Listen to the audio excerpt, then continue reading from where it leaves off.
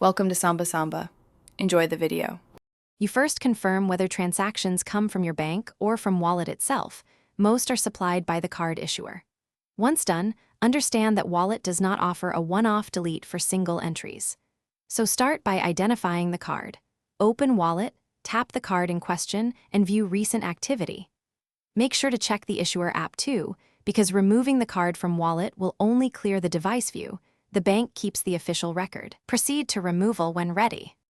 Now remove the card to clear wallet's local transaction list. You can go to Settings, select Wallet and Apple Pay, pick the card and tap Remove Card.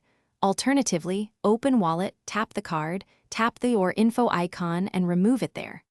Once the card is removed, restart your iPhone to force the app to refresh its cache. This helps clear remnants of the activity list. After reboot, verify wallet no longer shows those transactions on this device. Finally, re-add the card if you want wallet functionality. Open Wallet, tap plus and follow the steps to add the card. Make sure your bank app and Apple ID are signed in so syncing is correct. If transactions persist after removal and re-add, sign out of your Apple ID, reboot, then sign back in, make sure to check wallet again.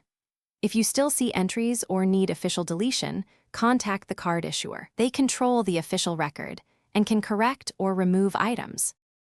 Thanks for watching. Consider subscribing if we helped you.